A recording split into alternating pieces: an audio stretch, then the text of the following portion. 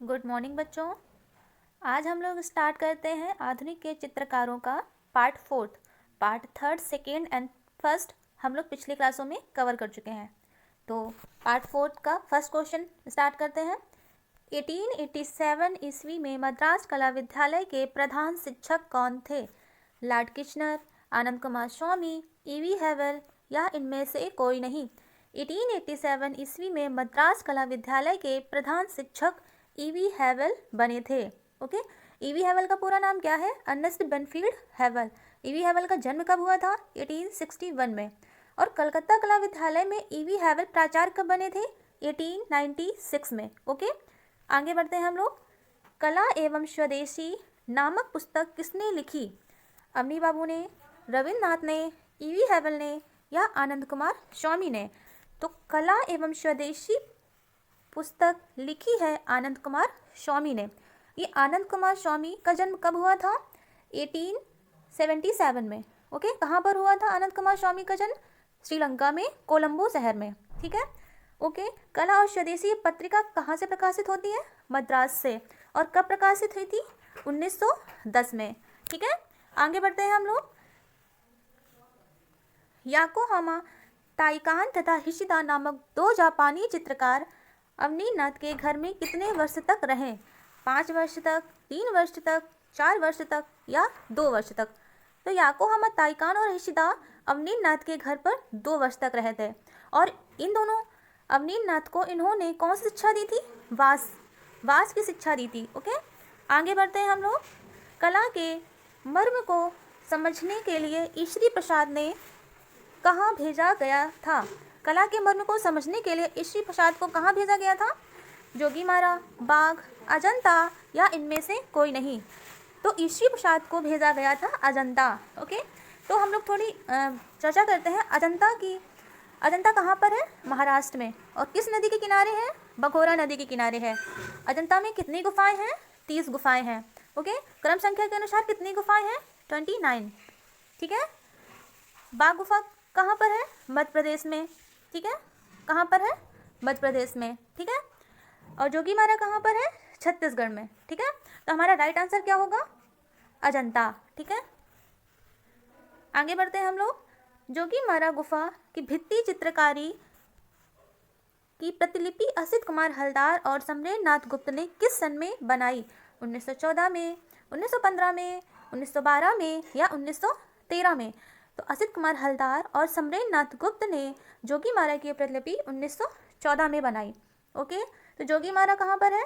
छत्तीसगढ़ में। किस नदी के किनारे है? नर्मदा नदी के किनारे है। किस नदी के किनारे है? नर्मदा नदी के किनारे। कौन सी पहाड़ी पर है जोगीमारा? रामगढ़ की पहाड़ी पर है। कौन सी पहाड़ी? रामगढ़। आगे बढ़ते हैं हम लोग। हलदार और बोस ने किस सन में बाघ गुफा के चित्रों की प्रतिलिपियां तैयार की? 1970 में, 1922 में, 1910 में या 1921 में? हलदार और बोस ने बाघ गुफा की प्रतिलिपियां 1921 में बनाई। आगे बढ़ते हैं हम लोग। अजंता के रंग भित्ति चित्रों की प्रतिलिपि एस.एन. गुप्ता, वेंकटप्पा, नंदलाल बोस, हलदार ने किस सन में बनाई? 1912 में, 1913 में, 1911 में, 1910 में? कब बनाई थी? 1910 में। ओके, आगे चलते हैं हम लोग। पुनरुत्थान स्कूल की शैली ने प्राचीन परंपराओं और रूढ़ियों को किस तरह अपनाया? शरीर चित्रण, आकृति चित्रण, स्वाभाविक चित्रण या इनमें से कोई नहीं? तो पुनरुत्थान स्कूल की शैली ने प्राचीन परंपराओं की रूढ़ियों को आकृति चित्रण की तरह अपनाया। ओके, आगे चल। नेक्स्ट क्वेश्चन है हमारा। Sir J school of art के प्रधानाचार्य सोलोमन की मार्गदर्शिता में कौन से प्रयोग किए जिससे कि दूसरी शैली को अपनाया? डॉन शैली, यूरोपीय सूर्योलेस शैली, मिश्रण वर्ण संकर शैली, उपयुक्त में से कोई नहीं? राइट आंसर क्या होगा? डॉन शैली फर्स्ट राइट आंसर होगा। आगे चलते हैं हम लोग। शिल्प गुरु या कला गुरु के नाम से संबोधित किया जाता है? अवनीनाथ को, नंदलाल को, रविन्द्रनाथ को, ईवी हैवल को? शिल्प गुरु और कला गुरु के नाम से संबोधित किया जाता है अवनीनाथ को। अवनीनाथ का जन्म कब हुआ था? 1871 में। कहाँ पर हुआ था? जोडोसा को, पश्चिम बंगाल में। ठीक है। और इनकी मृत्यु कब हुई थी? 1951 में। ओके, कब हुई थी इनकी मृत्यु? 1951 में। आगे बढ़ते हैं हम लोग। भारतीय चित्रकला की आधुनिक भारतीय शैली का जनक कहा जाता है। मनीषी डे को, नंदलाल बोस को, अवनींद्रनाथ टैगोर को, असित कुमार हलदार को।